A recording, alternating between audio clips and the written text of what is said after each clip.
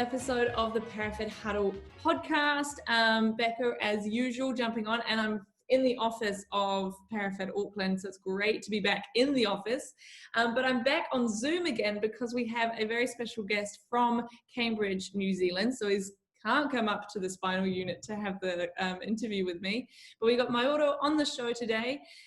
He's a great presence on social media that Parafed Auckland's been following and shared a few things in the past. And I thought it would be a great opportunity to bring such a strong personality onto the show and kind of share a little bit about his experience and his journey and his lifestyle and what he kind of lives about and what he's done in the past. So welcome onto the show. How are you going today? Good? Really good, thank you. It's a little bit cold down here in the Waikato, but yeah, I'm warm inside. Oh, that's good. Yeah, I think that we've pumped up the heating as well because it's got a bit fresh this morning as well, but the sun's out, so it's all good. So today we're going to dig into kind of where, I mean, we talked about this, where you've been in the past and what's kind of gotten you to where you are today. So do you just want to kick off with what you're about, where you've come from, what you've done, and we'll go from there.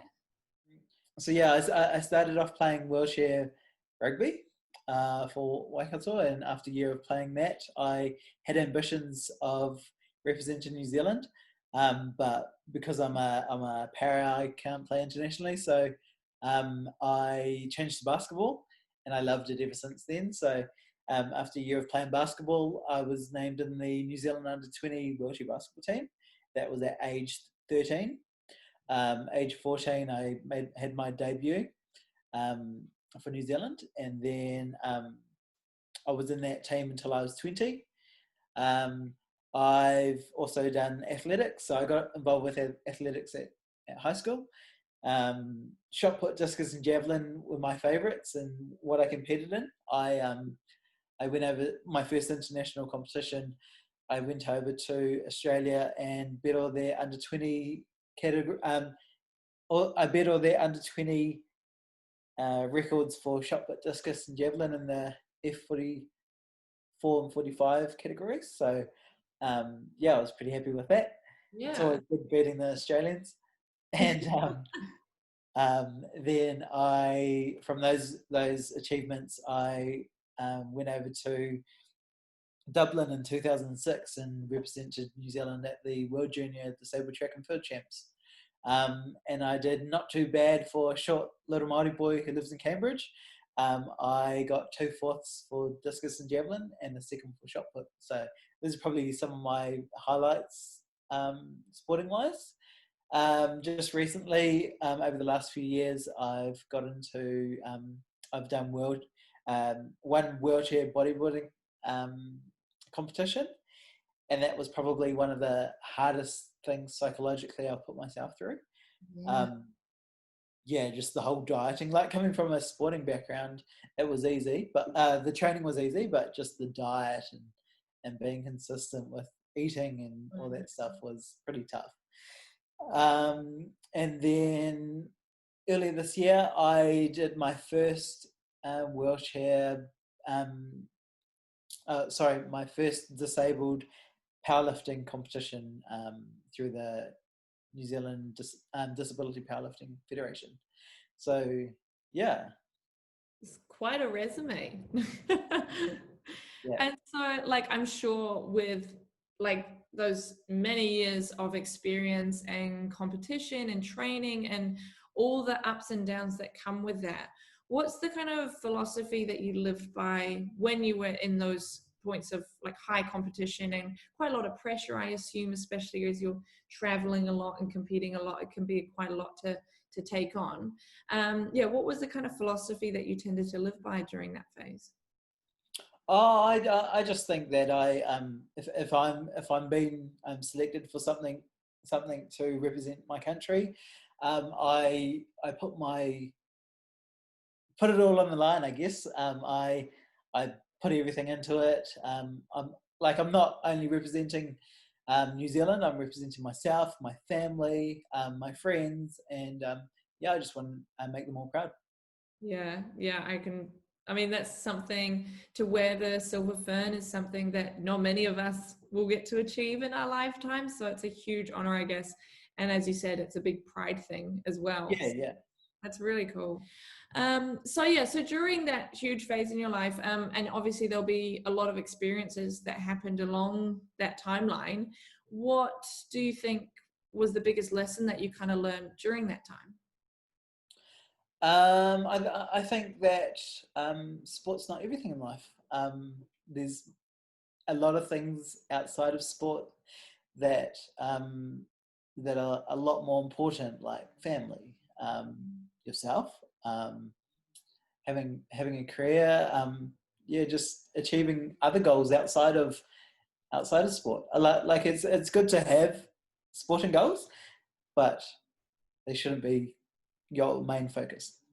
Yeah. That's really refreshing to hear, I think, because I think in the past, a lot of people have kind of been a big advocate for, you have to put everything in, you've got to risk everything and sacrifice everything. And sometimes that's not the best message, especially for our younger folk that decide to go elite really early. And I mean, if I did it as a job and I was paid like a salary, then I would probably focus on it a lot more. But yeah, I'm not. I'm an amateur, so yeah. I still got other things that I want to achieve, like employment and yeah. Yeah, absolutely. That's great. And so you're obviously like quite big on old social media. You got a lot more friends than I have. So what kind of led to you being more popular? What led to like all the public speaking? I mean, I noticed on your timeline that you're very casually in a couple of Rebel Sport adverts that popped up. So yeah, what kind of led to that exposure?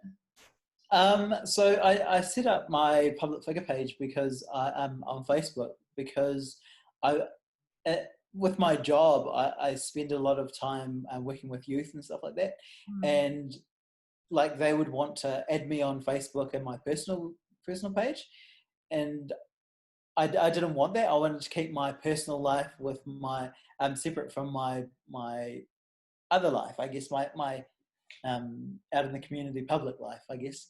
mhm. So yeah, that's one reason why I set it up, but also it's just revolved into something completely different to what I expected. So um, I like to share about some of the things that I've overcome and what I've done. Some of the observations that I've seen in as a wheelchair user out in the community, or people's perceptions and all that kind of stuff. And I try to share share myself being out there, out and about, to show that even though I may be in a wheelchair, I'm still able to achieve, and I'm still able to be a contributing person in society. What is the kind of legacy that you are endeavoring to leave behind? I mean, you mentioned just then trying to reach people's perceptions and possibly change them a little bit. Is that something that you actively try and do, or? Yeah, kinda.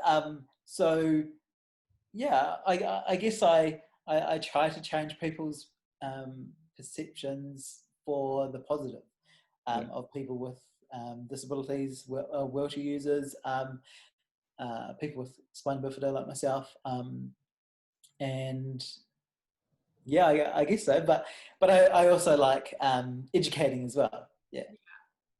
And so I shared it not long ago, but what was the project that you ended up doing with AUT and the occupational therapist there?